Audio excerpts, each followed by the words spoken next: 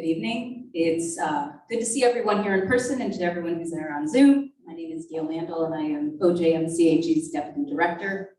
And we're so pleased to have you all here tonight to join us for this program, In Conversation, a response to the legacy of Judy Chicago, with panelists Sarah Diver, Shelley Jordon, and Sarah Horowitz, who will discuss Chicago's legacy as a pioneering feminist Jewish artist. Almost all of the museum's virtual and hybrid programming, including this event, are offered free of charge, and we would be grateful for any support or donation you might be able to make to support our work. If you wish to support the museum's programming or explore membership, please visit the support page on our website. Currently, the museum is open Wednesday through Sunday from 11 to 4. Today's program is being offered in conjunction with our current special exhibition, Turning Inward, Judy Chicago, from the collections of Jordon Schnitzer and his family foundation. The exhibition is comprised of 35 pieces, primarily focusing on works on paper, including preliminary works leading to Chicago's monumental work, The Dinner Party, a stained glass panel from Chicago's Holocaust Project, and a group of large-scale photographic prints from her Atmosphere series. Also on view in the Menashe Gallery is The Prophets, lithographs by Reuven, which is comprised of 12 works by the Romanian-born Israeli painter and Israel's first ambassador to Romania. I would like to take a moment to let everyone know about some upcoming programming that we have scheduled. On July 27th and August 24th, in-person programs including walking tours through South Portland featuring Lawrence Halprin's fountains, conducted in partnership with the Architectural Heritage Center and the Halprin Landscape Conservancy, will be held. These tours focus on Portland's first urban renewal project in the 1960s that irreparably changed the physical and social and cultural landscape of South Portland, as well as the creation of Halprin's open space sequence that is comprised of a series of fountains and green spaces. Registration for those tours is available via our partner's website, the Architectural Heritage Center. In late July and early August, OJMCHE is once again hosting 2 community events featuring an exhibition tour and a rooftop reception, one for individuals 45 and over, and one for those who are 45 and under. Whether you are new to Portland or simply interested in connecting with community, please join the museum and our partners, the Jewish Federation of Greater Portland, the Middleman Jewish Community Center, Moishe House, Moishe Pod West PDX, and One Table for these events that will feature a tour of the Judy Chicago exhibition, led by Adjunct Curator for Special Exhibitions Bruce Gunther and OJMCHE Director Judy Marcus. Tickets are available for purchase on the museum's website. Lastly, the museum is offering docent-led tours of the Oregon Holocaust Memorial in Washington Park. The hour-long tours provide attendees with the opportunity to engage with Holocaust history and its connection to Oregon. For more information, please visit our website's events page. Now, before turning the floor over to tonight's esteemed panelists, I would like to invite Wendy Kahn, Campaign Director for the Jewish Federation of Greater Portland, to share some remarks about the Federation's Women's Giving Circle, which generously supported this evening's program. Thank you, Gail. Good evening, everyone. I am Wendy Kahn, as Gail said, and I am the Chief Development Director at the Jewish Federation, and we are thrilled to be funding this evening. And I wanted to just share with you what a Women's Giving Circle is. So Women's Giving Circle is a group of individuals who come together to collectively fund, to pull their funds, to collectively fund an opportunity. And in our case, we are a group of 18 Jewish women who collectively bring our funds together to fund the grants that come before us through the lens of women and girls, justice, and Jewish continuity. As I said, there are 18 of us, one of them, Erica Meyer, who is joining us this evening. We are an intergenerational group. We put in our own funds, and we also to the grants, and also provide funds to the annual campaign for the Jewish Federation as well.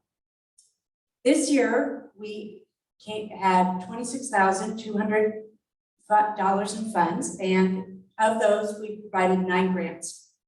And this was one of those grants that we were proud to fund. We provide funds that are through, as I said, through the lens of social justice and women's giving, women and girls, and Jewish continuity And we really look through the eyes of how we can lift up the voices of women and girls by making effective grant making and also empowering the women who participate in our group through their opportunity to become effective funders, grantors, and connectors with the grants that they have the opportunity to participate in terms of lending their voice and their dollars to. And that is what we do, and that is why we're here this evening. And this exhibit speaks so much to what we do, in that how Judy Chicago lifts up her voice and shares that power through the work that she does. And again, we want to thank you for this opportunity and for what we are here to do tonight. Thank you, Wendy, and thanks again to the Jewish Federation of Greater Portland's Women's Giving Circle. We're thrilled with the support that you provided for this program and just supporting the museum in general.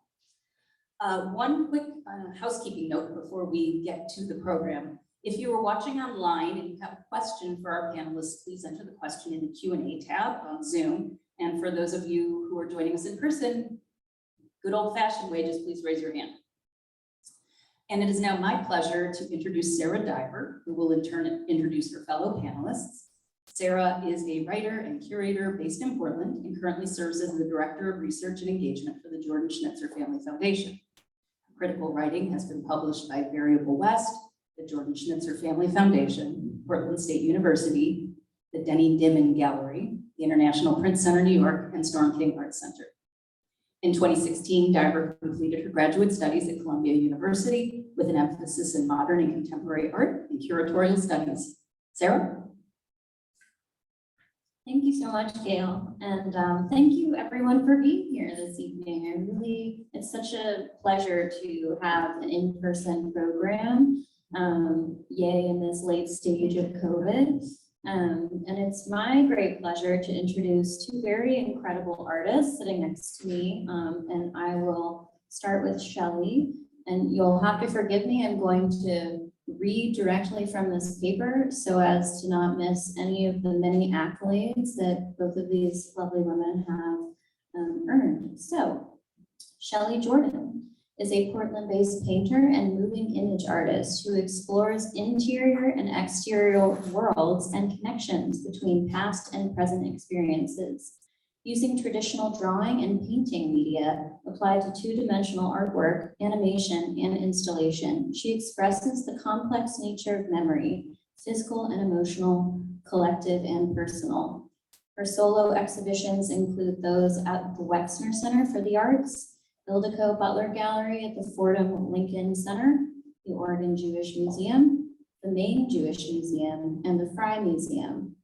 Her work has also been exhibited at the Portland Art Museum, Tacoma Art Museum, Portland Museum of Art in Portland, Maine, Torrance Art Museum, and at international venues in Italy, Spain, Israel, Great Britain, Australia, and Germany. Jordon holds an MFA from Brooklyn College of the City of New York, a BFA from the School of Visual Arts in New York City, and she's a professor emerita of art at Oregon State University. And then to my immediate left is Sarah Horowitz. Sarah lives at the base of the Eastern Cascade Mountains in Leavenworth, Washington, where she has her printmaking studio. She previously lived in Portland, Oregon, where she was a member of Atelier Mars printmaking studio for 15 years and worked as a printmaking and drawing instructor at Portland State University for 7 years. Horowitz creates prints, drawings, and produces hand-printed and bound artist books under her imprint, Lisa Druck. Her work focuses on Swiss and Ashkenazi Jewish family history in the natural world, with an emphasis on the ephemeral and memory. Horowitz recently attended residencies at the Oak Spring Garden Foundation in Upperville, Virginia, at Art Bellwald in Bellwald, Switzerland, and participated in the iSchool Fund Conservation History Art Residency in Washington State.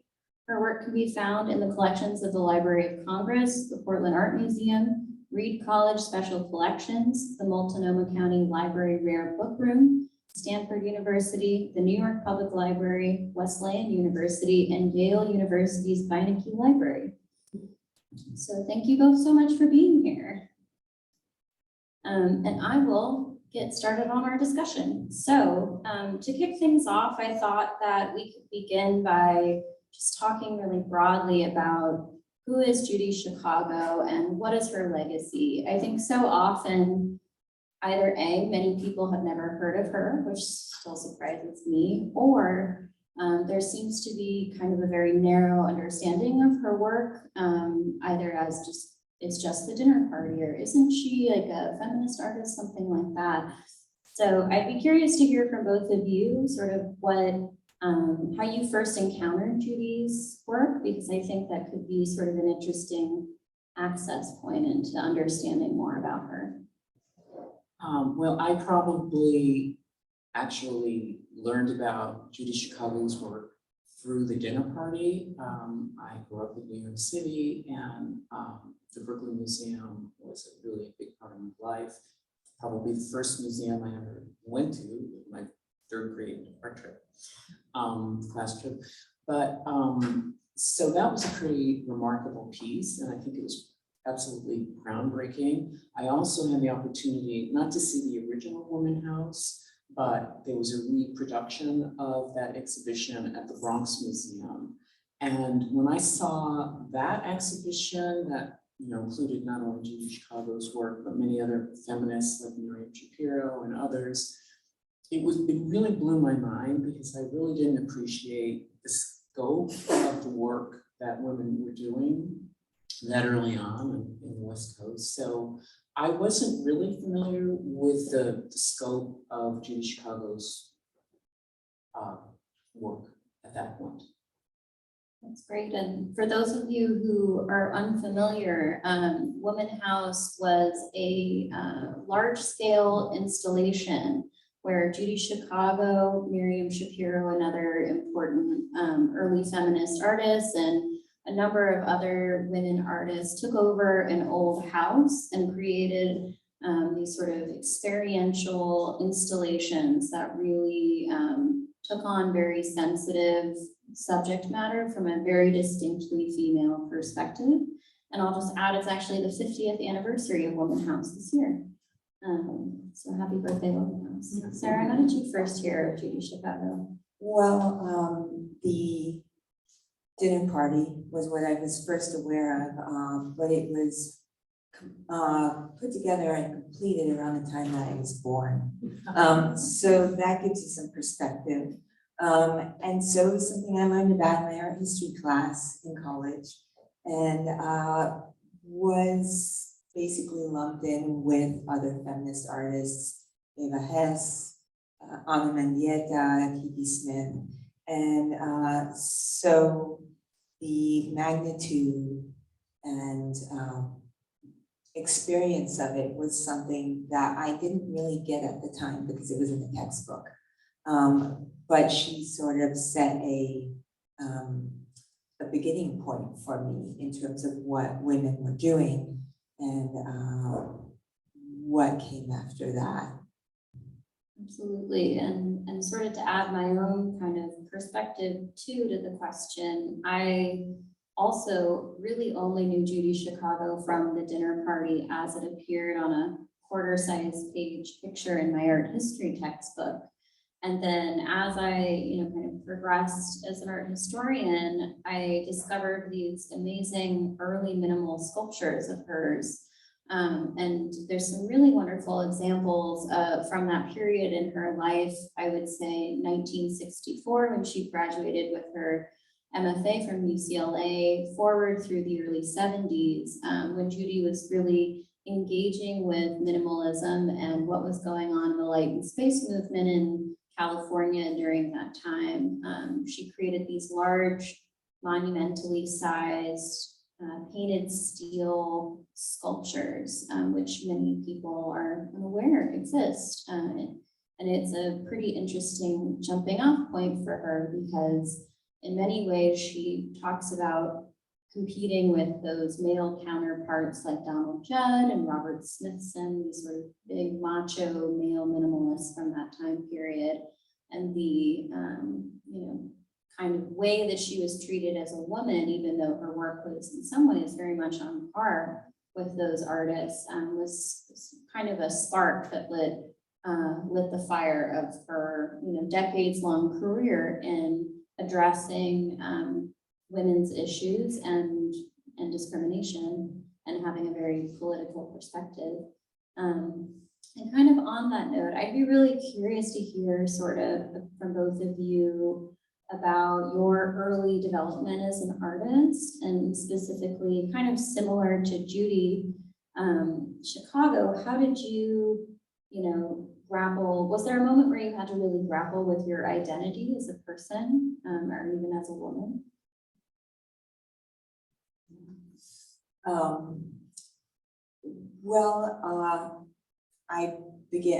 I received a bachelor's undergraduate, actually studied math in school, and had always been making art, studying art, and returning to art.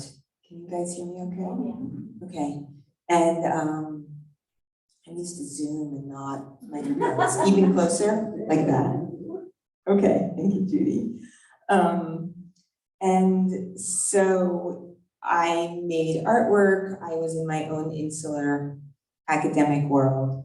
And I think when I first became aware of being a woman in art was as a book artist, because the world is very heavily white, male, and older. And so I figured that, so the running joke was, well, I'll have arrived when I'm 60 and male. Unfortunately, that's never going to happen. But I was very aware of being a female artist and how I was being perceived as a young artist. And so I very intentionally actually wore pinstripes and V-neck sweaters because of this very male world that I was entering into. I'll test the mic. Can you hear me? Closer. Okay. So I'm almost a generation older than you guys, and yet I had the privilege of being in New York City, where it was pretty progressive and open, and I went to an art high school, which was incredibly progressive and open, and it was on 57th Street and 2nd Avenue, 30 blocks from the Metropolitan Museum of Art, and 57th Street, which this was even before Soho. Soho was just starting, like in the early 70s. And there were so many galleries. They were showing women, okay, maybe they were mostly men, but I was always a representational artist, and I loved working from life. And I had a high school teacher who would take us out into the street, and we would draw the bums, now, i.e. homeless people. But it instilled in me a love of working from life, and I embraced that. And I drew and painted from life. First it was people, and then it became still lifes and landscapes and whatever. And it wasn't until, I have to say, and in New York, it really supported a representational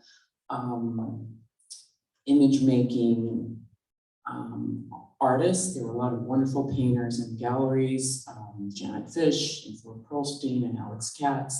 It wasn't until I moved to Oregon that I felt sort of marginalized as a representational painter, where I felt like a lot of the representational images was sort of maybe considered a little bit slicker, a little bit lesser than. There was a much stronger tradition of abstraction here, Morris Graves and that whole school. It's a long story, but it really wasn't, but I did these large scale still lifes from a very female perspective, celebrating domestic spaces that were, the still lives were set against landscapes built by, men primarily, so male spaces. And I felt that by painting these paintings large scale and knowing there was a real sort of traditional bias against still life painting historically, and making a statement that way, But it wasn't until I came up for tenure at the university with my all-male tenure committee, there were about 10 guys and me, I was really the only female studio person. And at one occasion, one of my faculty members got drunk and said, "Oh, you're so smart and so talented, Shelley, but tell me, how can you paint still lifes?" And this was a person who was going to be deciding my future. Well, they brought a woman in. They brought a woman from the theater department, and then, of course, they sent out the letters initially. But my point is that I was absolutely making the work from a female perspective, and yes, making a statement about it, but kind of assuming that was okay until I found out it wasn't. But then it all worked out because I did get my tenure and my promotion in full force. But not thanks to those guys. I'm glad to hear it. They're lucky to have you. Yeah, that actually opens up kind of an interesting question that I had, sort of just thinking about this very specific shift early on in Judy Chicago's career, where she basically goes from, working minimally and learning the techniques associated with creating that kind of work. She actually learned how to detail cars using like auto body spray painting techniques, really refining that, finish fetish was what they called it, during that time or coined it. And then she makes a switch is flipped, and she begins the feminist art program at Fresno State in California. She starts working from a more representational point of view and creating images that are very provocative and in some senses explicit. And it would just be, it's such a sharp turn aesthetically in her career. And I'd be curious to hear all from both of you, sort of how you come to the mediums that you're working in now. Have there been moments where you've made that kind of very distinct turning, change in your career, and why? So I was a traditional still life painter for decades, and I got a lot of recognition for the work. I had a show at the Frye Museum and many galleries, exhibitions, and then there was a personal family trauma that kind of really blew me open. Well, my husband had a brain tumor. He's here. He's healthy. And I couldn't do those paintings anymore. I was completely blown open. And I started printing off his MRIs and painting on top of them. And I felt like the trauma that I was experiencing through his brain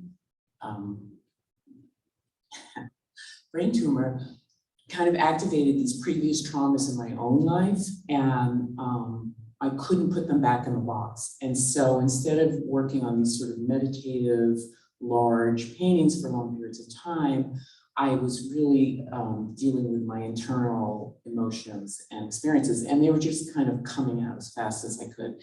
And so I started working with encaustics, where you could kind of scrape back into the surface and embed images, and it kind of echoed the sensations that I was having in my body. It was very kind of experiential. And I wanted to broaden the narrative content of my work. And I was familiar with William Kentridge, who is a brilliant animator who works with old-fashioned stop motion, drawing every, just altering images. And I started playing around, looking for a new language, and I started photographing the process of making these paintings to see when I should stop, when I should keep going, and I became interested in this process of making, of the pieces changing. And I realized that I could really expand the narrative of my work.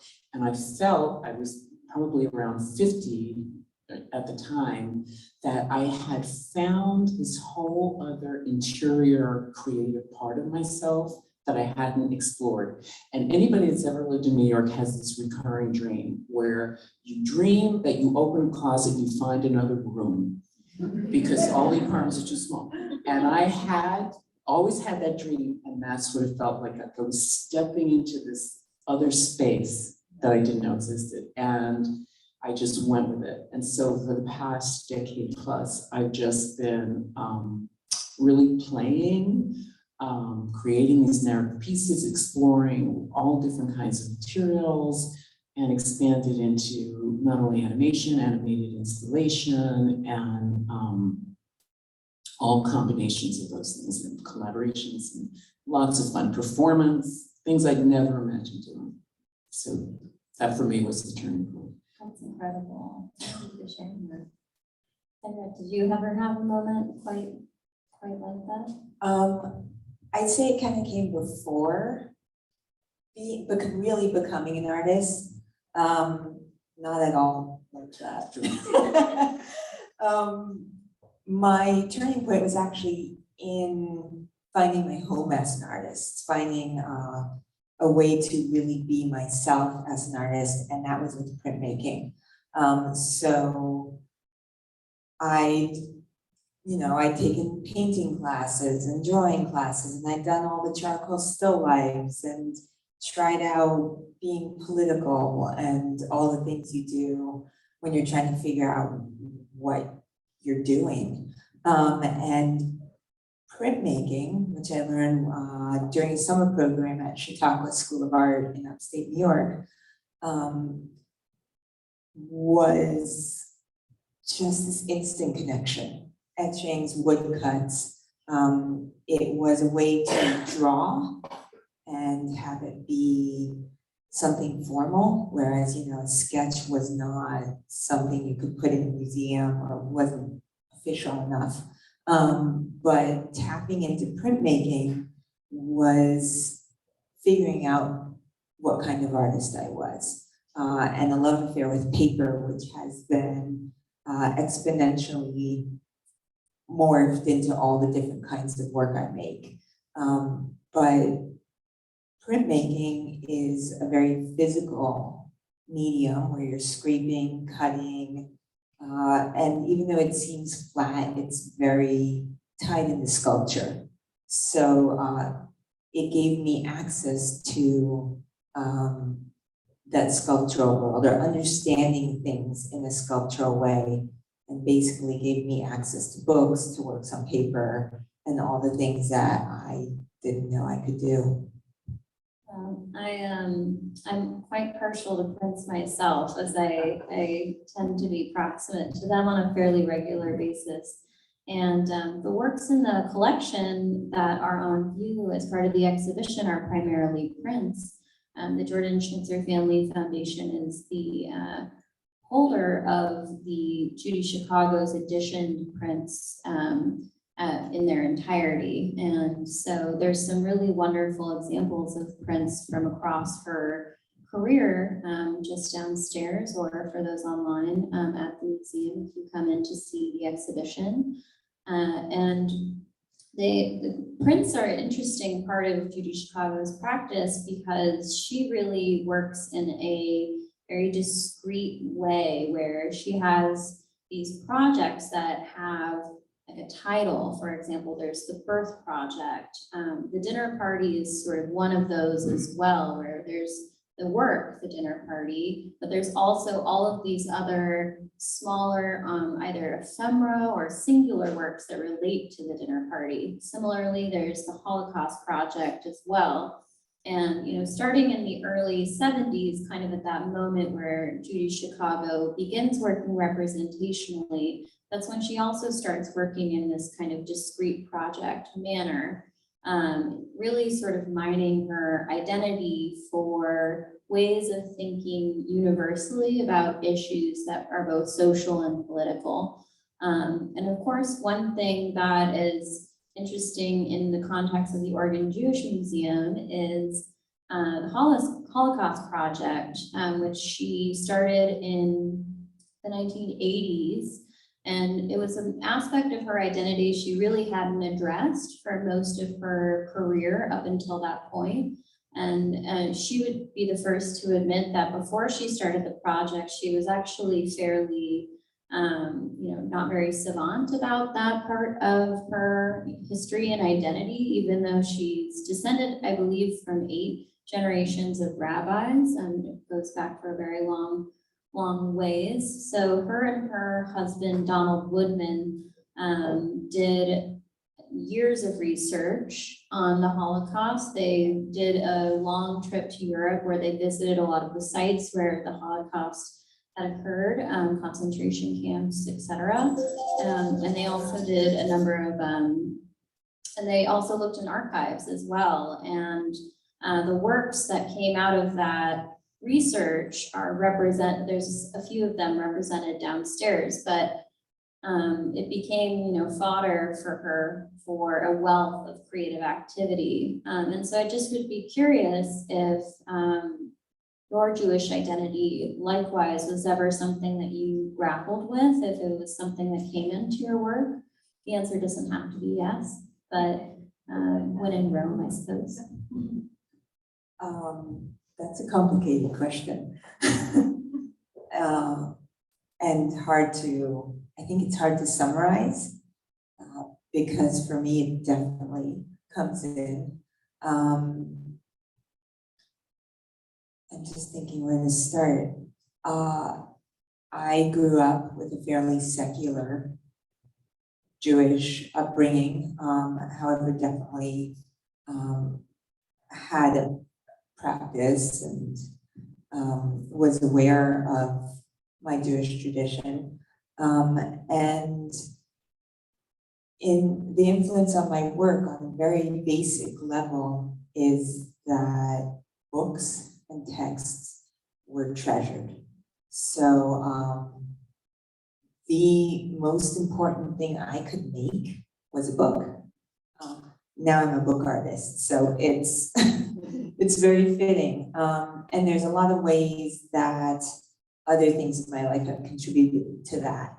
But books, regardless of the text, whether it's something religious or secular, are about as sacred as you could get. So working with texts, working with images, paper, and bringing that flame to the letters, to the words, is kind of a very Jewish thing for me. And then it's also played a really big role in the actual content. But that was actually through my studies in college. I studied Jewish literature, Jewish philosophy and history, and from a curiosity standpoint, not from a religiosity standpoint, but understanding my cultural background and intellectual origins. So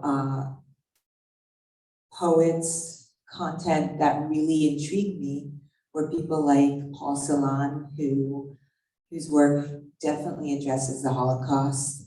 He was one of the first writers whose work I was really, really drawn to. And he talks about a process of needing to forget to move on, as well as remember to move on, and has a symbol of a poppy in terms of that, forgetting the opiate. So I made a book of poppies with this poetry in English and German. And then since then, it's been a thread throughout my work. So it's always something I think that's there that I take into account. I did a book of Yiddish poetry with works by Katya Molodowsky, who was an early Yiddish poet, a woman, and her very vivid imagery, and it keeps finding its way back in. So one of my recent works incorporates the poetry of Dan Pagis, who's a late Israeli poet, and it's one of the it's not an early poem. He finally addresses the Holocaust and his experience in the Holocaust in this later poetry, and finding a way to translate that. I actually have his text and the translation, but through imagery, translate into feeling, I guess I want to say.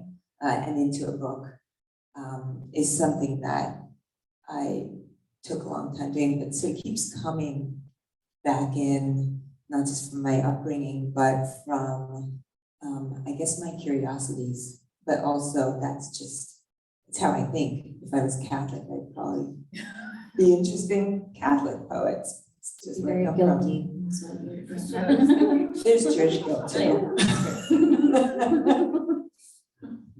No, I love that. I mean, art always has a way of like reflecting us back onto ourselves, right? Yeah, how about you, Shelley? I believe you have some projects that address Yes, this yes. directly. So I think it's my work reflects my Jewishosity, both directly and indirectly. I think culturally, growing up in New York, everybody was Jewish. You didn't have to think about it. I was a secular Jew, but very Jewish, as you can tell.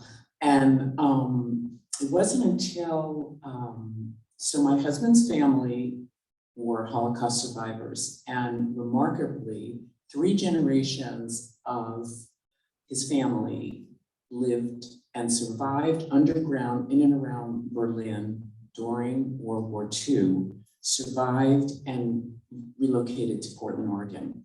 And David's grandfather had written a memoir about his experience.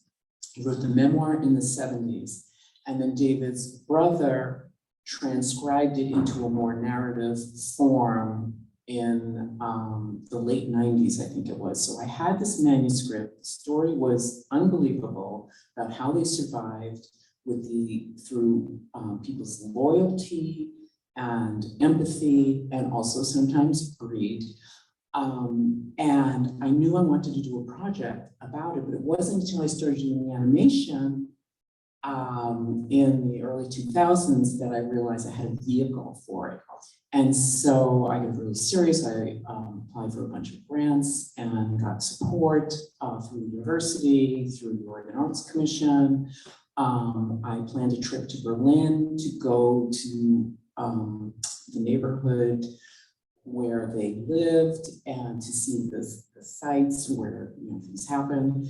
And coincidentally, Judy Margles nominated me to be a fellow at it was then called the American Academy in Jerusalem. It was a new organization that was starting. It's now called the International Jerusalem Fellowship. And I was awarded the Visual Arts Fellowship with people like the writer Nicole Krauss and Reggie Wilson, who's a choreographer based in New York. It was a very esteemed group. And so I had this trip, these 2 back-to-back trips from Berlin, immersing myself in the most horrific material that you can imagine, visiting Sachsenhausen, the concentration camp, and all of the memorials and the Jewish Museum Berlin. Of course, I worked with a wonderful archivist there who helped me go through archives to get information and to get visuals, and I got all these books. And then from there, I went right to Jerusalem and Yad Vashem and saw those memorials. And then I came back and I had a fellowship from the university, so I had a term off to work on this piece, and I had a student who was helping me with the technology, which was a whole other learning experience you can imagine. It was probably the most difficult project I've ever done, as you can imagine, because I wanted to learn all this stuff, but I was clear that I wanted to create a piece that was from David's mother's point of view, who was 6 years old when they went into hiding, and knowing that her parents shielded her from the reality. So I didn't want any horrific images in the piece, but I wanted to tell the story. And so I would go into the studio every day going through these books. I had 40 books. I'd go through and I would, have these ideas in my head, and I would just try to literally sort of become her as this child and feel what she was feeling and make art. And I just kind of let loose every day. And I wound up working on the project for well over a year and a half. And I had been working with a musical collaborator, Kurt Rohde, who I'd met American Academy in Rome, who's just a brilliant composer, also Jewish. And he provided some music, and I got a residency at the Wexner Center for the Art to work with my own personal editor, who helped me put it all together. And so I created this piece. It was 8 minutes long, and I have a link if anybody's interested in seeing it. And it's been shown at film festivals all over the world, and it's in the collection of the Jewish Museum in Berlin, you know, the Portland Art Museum, and many, many places. And while I was creating the piece, my daughter was being bat mitzvahed, and I decided to tape her entire bat mitzvah, and I pulled out singing from her bat mitzvah because it was actually her grandmother's story, and I wanted her to have that connection. And it's part of the soundtrack. Her singing is part of the soundtrack of the piece.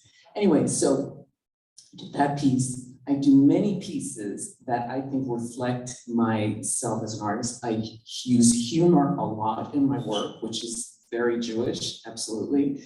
I have a piece called Cha-Cha Lesson, which, you know, when I was a kid and was growing in the 60s in Brooklyn, it was a phase in Jewish households. The women were playing mahjong, but then they would have these cha-cha lessons. And so, you know, I have a soundtrack to cha-cha. Was shown at the Jewish Museum when I had a show here with a mahjong tower and, you know, doing the cha-cha. So to me, the cha-cha will always be a Jewish thing. And so is mahjong, even though that's Chinese. So anyway, those are just some of the ways that I bring my Judaism into my work. And remind us again of the title of the piece. Oh, it's Anita's Journey. Anita was David's mother's name. That's great. I still could use a cha-cha lesson, I think, myself. Who can? I have yet to master the cha-cha.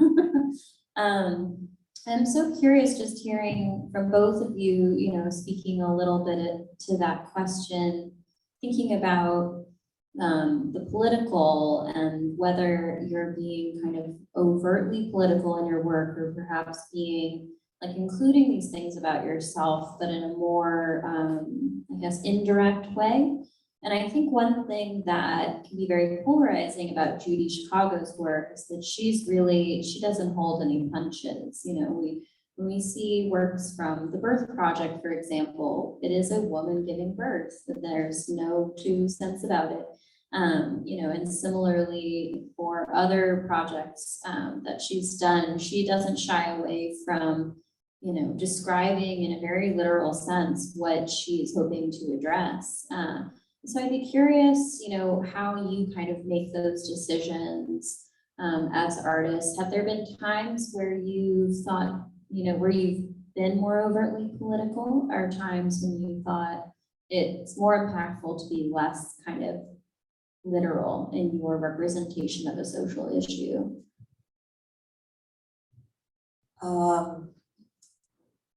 I always thought I should be political. And I couldn't quite figure out how to do it. Because in what I was studying, it was, you know, looking at Cuban artists and how overtly political they were in my education. That was the thing to do. And it just wasn't my style, no matter how hard I tried in a way. But I hope that my work is political in sort of in an integral way, because being a full-time artist, making art, supporting myself as an artist is on a certain level political for me. But a lot of my work is the things that I care deeply about. And I think it's become political in ways that I didn't expect, unfortunately. So I make work about plants, lots of flowers. I definitely couched it originally in terms of science. I didn't feel I could put it in terms of craft or decorative arts. I definitely took what I thought of as more masculine approach to it, but my work has a lot of flowers in it. It's very botanical, and that's something I continue to explore. And so I created a book that's a book of wildflowers in the area where I live. And now with climate change, as things shift, that habitat is shifting, and a lot of those plants are endemic, so they only exist in that area. And you can cultivate them elsewhere, but that is shifting, and some plants will literally migrate, so they will shift south, for example, as temperatures change, or north. But some plants won't survive that kind of transition. So by documenting what I see as sort of a fingerprint of where I live, integral part of the character of a place, I would like to think that that is political, and part of being political, I think, is being relevant. So I'd say it's subtle. I actually did a book. For me, it was going back to my ancestry. My mother is Swiss, and that has been a big part of my work. Actually, her father and her grandfather were printers, and that's not why I got into all this, but it's a nice coincidence. It makes a good story. But so one of the people whose work I've always been intrigued with is Hans Holbein, who did a huge series of woodcuts called The Dance of Death. And it's because of the Black Plague in Europe, but specifically in Basel, there was Black Plague. And it was followed by an earthquake, which triggered a fire in Basel and burned down the rest of the town. So first, lots of people died because of plague, and then the earthquake and the fire. And it's a series of work that's always intrigued me forever. I have a facsimile book of it that I've studied. And so it's death that goes and takes people with them. And the point is that death is inevitable. Nobody is beyond death, no matter how rich or old or young or miserly or generous you are. And so I made my own Dance of Death book right before the pandemic. And so but it's a species Dance of Death book. And so it's all birds, bird bones, bird images. And the idea is that we as species are not immune in front of extinction. And birds are an indicator species. So they are much more susceptible to the environmental changes. So on the outset, it looks like a beautiful book of rather morbid alphabet etchings with bones and taxidermy birds. And on a deeper dive, it's about the climate crisis, about pandemics, about extinction, and also tapping into Hans Holbein's concepts and the work he did back then, because I think that it's all very relevant even today, work being done 500, 700 years ago. And so I'm not overtly political, but I think it has a deep place in my work. That's a very poetic way of thinking about current times, I would say, like the phrase canary in a gold mine came to mind. Shelley, how about you? Do you feel there's the political in your work? So like Sarah, I'm not overtly political in my work, but I absolutely feel that my work is informed by the world around me, both personally and universally. And I would say the first real political, overtly political series I started was right after the 2016 election, when I was so depressed, I couldn't even walk into my studio. I didn't know if I wanted to scream or cry or, go back to bed. And I started doing a series of that I call decompositions, because I felt like everything was decomposing. I'd been gathering these leaves on walks, daily walks in Forest Park, and they were just like dead and disgusting. And I started kind of throwing paint and pouring paint, but just because I'm interested in beauty, then after a while I thought, oh, these are kind of beautiful, and started to manipulate them. And then they became kind of more than that, but that was definitely the starting point. I feel like circumstantially my work is political, and this kind of surprised me. So when I became a mother, I started work that very much responded to motherhood. And my very first animation was called Family History. It was based on this kind of matriarchal insanity in my family. And I was afraid now I was my mother, then my mother's daughter, and my daughter's mother, and would I be crazy too? And so I did this piece to express it. And then I started inviting friends who were also mothers over to my studio and drawing them and asking them how they felt about being a mother. And they started talking about their own mothers. So then I recorded their stories and put it in this thing, and then had this show called Mater Familia. And then it was shown at the Art Gym, and a show called Motherload. And I projected into a cup of coffee this whole narrative. And I thought, well, I'm just showing my life, that's it. I wasn't thinking about it being political until I had a show on campus at OSU, and a jazz musician professor came up to me after my opening and like whispered in my ear. She actually said, I can't believe you're so out about being a mother. She said, if I talked about that in my department, I wouldn't even, have a job, because they go to have all these night activities and they just assume, well, you can't if you're a musician, And, it's really true when you think about our role models, female role model artists. There weren't a lot of overt mothers, and a lot of female artists did not have children, chose not to have children. Judy Chicago did not have children. That was very typical of very well-established artists of her generation. And, many of those abstract expressionist women, the Ninth Street women, Helen Frankenthaler and Joan Mitchell, that whole, group, Elaine de Kooning, they didn't have children. So, having a child and then making art about being a mother turned out to be a very political statement, unbeknownst to me. So.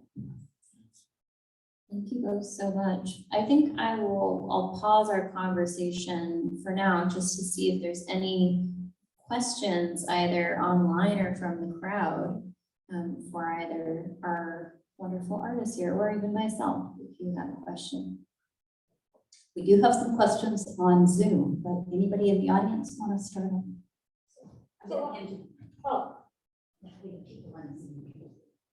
So we were talking about Judy Chicago's The Mother's House. I would like to know if that's still there and where it is. Oh, sure. It's called Woman House. Woman House, okay. Yeah. And it is not still there. It is located, I believe, in Los Angeles. I was going to say I looked to Shelley actually, because maybe you remember a more exact location than I. Well, I saw a temporary reproduction of it at the Bronx Museum in New York, but that was temporary. Yeah. And the original was in Fresno. Fresno, of course, that makes much more sense. Yeah, so the original was in Fresno, and then it doesn't exist in its original form anymore. However, I believe there is a restaging of Woman House to celebrate its 50th anniversary this year. The best place to find information about that would probably be through the Flower Foundation website, which is the nonprofit organization associated with Judy Chicago and her activities. So definitely check that out. That would have more info. And also, as Sarah said, it is the 50th anniversary of Women House, and Judy Chicago is working on an anniversary of Woman House that I think is going to be in Belen, which is where she lives. In Belen, outside of Albuquerque in New Mexico, which is where it is. Any other questions from the audience? All right. So Shelley, I just wonder if your mother-in-law saw the film, and if she did, what she thought about it. That's a wonderful question. And sadly, Anita died of very early, too early, of multiple sclerosis, which we all know is associated to stress. And she was pretty far advanced by the time I met her, and she had passed by the time I made the film. And so that was even more motivation for me. But that said, family members, including her husband, was still alive at the time. Or was he? No, I think he had died. No, I'm sorry. But other family members had seen it. But that was, because she was no longer alive, that was all the more impetus for me to tell her story, keep it alive. I'll take a few questions on Zoom from the Zoom chat, and then, but if anybody else in the live audience has questions, we'll be able to get to them. Well, here's actually an easy one, but one that I'd love all three of you to comment on. Someone who has clearly seen our show at the museum. Is there a piece in the exhibition that affected you that you might want to talk about? And I'd love Sarah Diver to also answer this question if I could. Should I go first? Oh, okay. So I'll say that one of my favorite pieces, and it's actually a smattering of pieces, I'll say favorite series is an edition print series called Retrospective in a Box. And what she did for that work is basically create in miniature through these square prints, various works that were an important part of her career from, over the decades.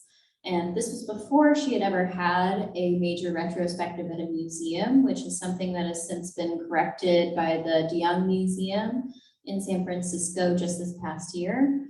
But up until certainly the time when she made that work, she had had no major retrospective despite having created work for decades and decades. And so I just love the,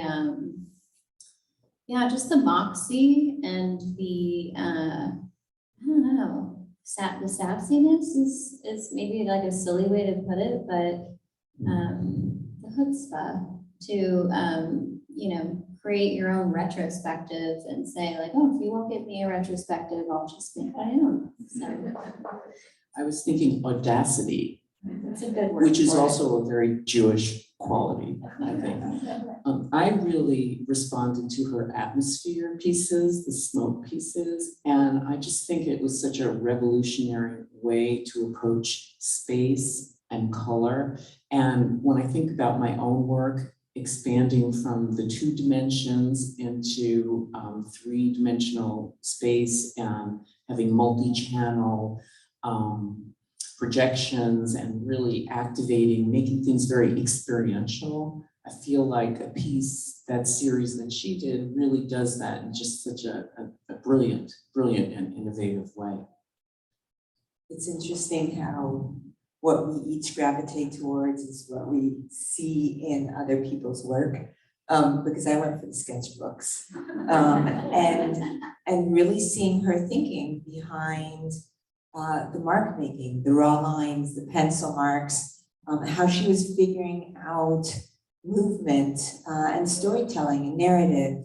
And I haven't gotten to go through them or anything, but from what I saw, that rawness and unfinished aspect, and also the lack of color, is just something that really drew me in.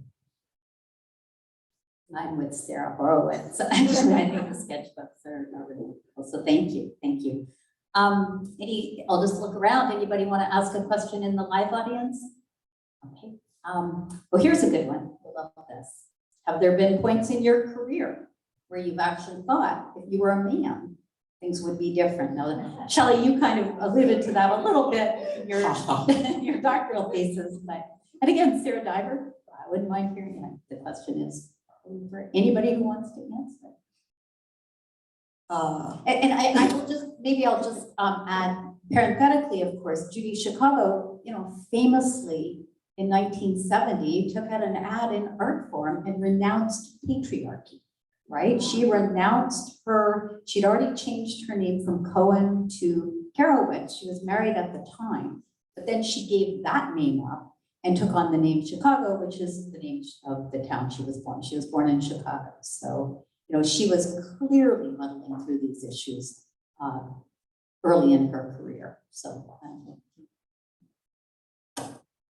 Well, I was part of a artist community over the last year that was developed online. And it was an interesting sort of experiment and also workshop on finding balance and sustainability. And one of our last exercises was to write down who we thought we should be or who we were going to be, expected to be as artists. And I think over the course of my career and education, not necessarily formal education, but learning from what's around me, all my mentors are dead men. And so, I really look to Rembrandt and Durer and Leonard Baskin, and there's a Basque artist, Eduardo Chiva, who has always spoken to me. There are a lot of sculptors and printmakers. And so I don't know if my life or being an artist would be different, but just that exercise made me realize, oh, well, everything I thought of how you be an artist is definitely wrapped around being male. And so that's just been a big part of my understanding of artists. And there's definitely artists like Kate Kollwitz and Maria Sublamarian that have been massively influential for me, but they're smaller in the larger scheme of things. I'll just say that we are working on a Leonard Baskin exhibition, so hang tight. Shelley.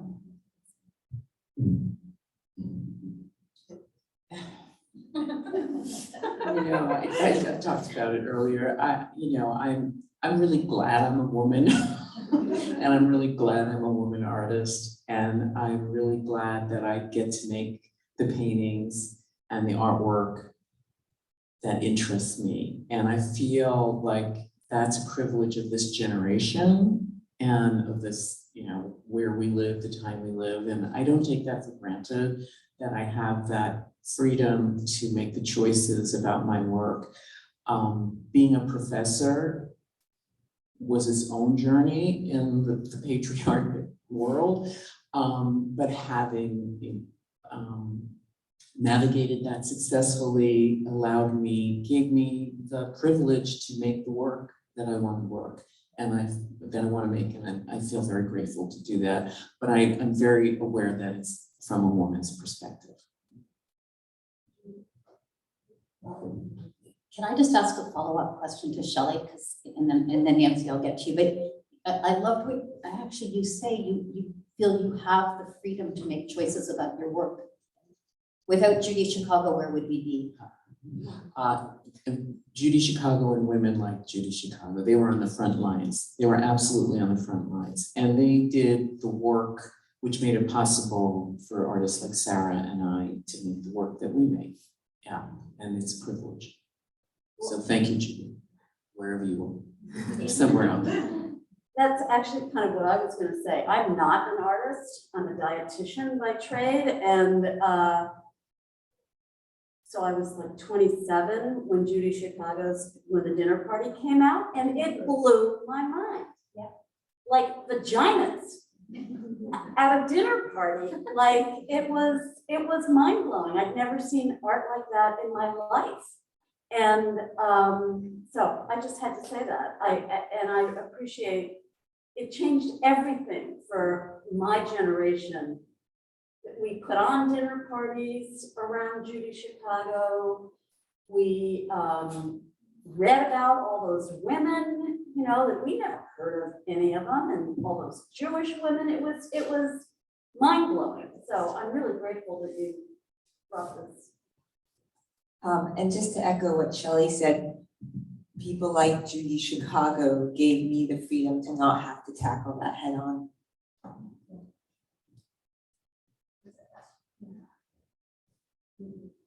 I want to say hello to another Brooklynite. And hey,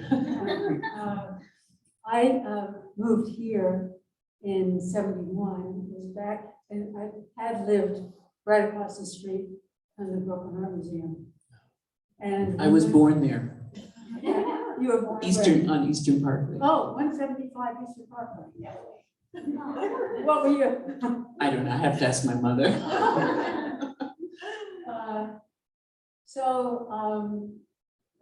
And I remember going to the museum and seeing the dinner party, and I think first being impressed that, I don't know if it's an accurate memory, but it took up the whole room. Yeah, it takes up the whole room. Yes. Yeah. Mhm. And I wonder about their journey working with other women doing that. And I think I read that it was rather not collaborative, but cooperative. And a distinction is made there. And that made me, I'm a printmaker and a painter and a retired therapist. And I was wondering, as you were talking, both of you, the three of you, how do you sustain belief in working on something?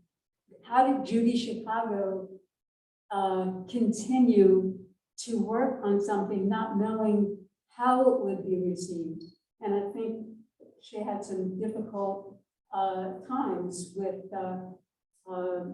being criticized, extremely difficult emotional times.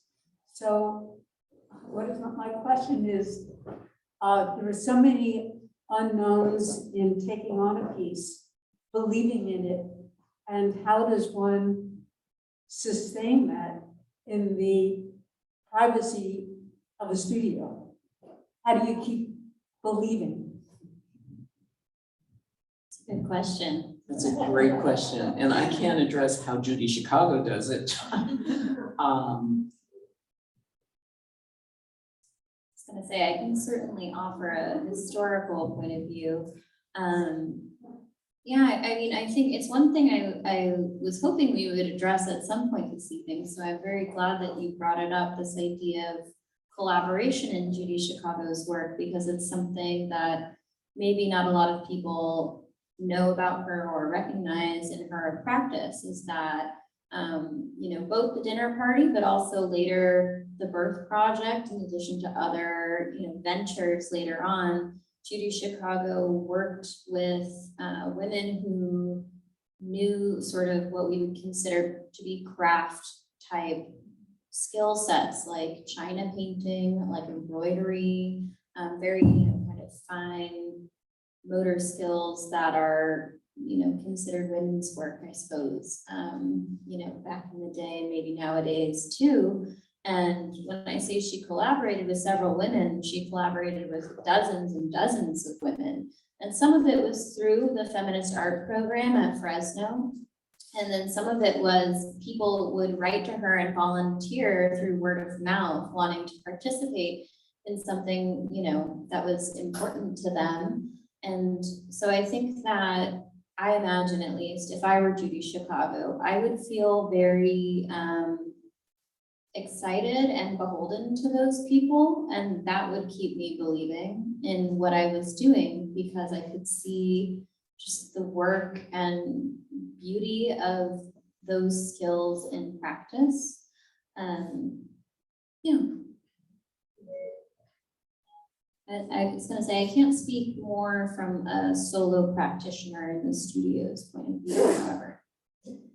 I think it's always a challenge to believe in yourself as an artist, that what you do has value, and certainly having the validation of exhibitions or sales or feedback or being in collections or articles, reviews is validating. But I think ultimately, as an artist, you have to make the art because you want to make it. And if you don't want to make it, then you shouldn't be making it. And for myself, I feel like I just keep trying to make work in ways that continue to interest me. And that is how I sustain my studio practice, is by keeping it interesting for myself. Yeah, I'm not sure I have a lot to add to that, because that's the very foundational level. Like if it's, I don't make art for other people or for what I think should be seen in the world. There's definitely tangents of how this is applicable to other things around me or maybe interacts with other work out there, but at a very fundamental level, it's deeply personal, and it's my curiosity or a story I want to tell, or just something that I envision that I want to make badly enough. And then the other half of it is practice, literally, that practice of I go in the studio every single day, and it's no longer like, oh, I have to go to work. It's a place of, this is where I'm calm and centered. This is the place I belong and am. And I have had days where I will doodle and read a book in the studio, but I'm still in the studio. And I think that then the making is inevitable. And when you make something really personal, then it goes out in the world and it finds a place. Very well said. I think we have time for, I'm going to take one more question from Zoom and one more question in the audience. So. Hi. Yeah, so my question pertains to the legacy of Judy. So my question pertains to oh, that's so much better. The legacy of Judy Chicago, and particularly, like, I'm really curious, like, what kinds of works made it into the Jordon Schnitzer Family Foundation collection. Like, I'm wondering, like, if some of her cooperative, like, embroidery works are in the collection. If, I mean, she also, not only did she, learn about, how to detail cars and use that kind of paint, but she also, like, studied China painting and has this, like, really beautiful paintings on, like, porcelain doorknobs and, like, various experiments with ceramics leading up to the creation of the dinner party. And I'm wondering if that kind of work shows up in the collection, or if it is just predominantly the print collections. I mean, because, like, her China painting works really, I think, very kind of neatly, like, synthesize what she was doing in her Finnish fetish movement with some of the more historically feminine techniques that she started doing later on. And so I'm just curious about that. Yeah, of course. I can definitely speak to the collection. Yeah, and it's actually worth noting too. So the way Judy Chicago has kind of created, in some ways, a scattered archive in many ways that will, go into perpetuity. So the Jordon Schnitzer Family Foundation is sort of the major print, collection, but there are several other institutions that also hold medium-specific, the vast majority of the medium-specific, enclaves within her career. There's Penn State has, I believe, her like paper archive, as in, like, her, like, paper ephemera. There's several other institutions. You can actually search it all through a Judy Chicago research portal that recently became live, and see, you know, the thousands of various things that are, you know, available for public research and consumption. I'll also say, however, though, in addition to the prints, like you mentioned, we have several examples of her early minimalist sculpture, in addition to some very large scale paintings and also some smaller early paintings. There are a few glass pieces. There's also a number of they're both, you could consider them either prints or photographs of the smoke pieces that she's been working with in the past 10 to 15, revitalized really from the 70s in the past, you know, 10 or 15 years. I'm trying to think of other major highlights. There's a very large glass piece that's related to the Holocaust project called Rainbow Shabbat from the mid-80s that's also part of the collection. And there's going to be an exhibition opening in 2023 that will showcase even more of the collection. So keep an eye out on our website for further information to that regard.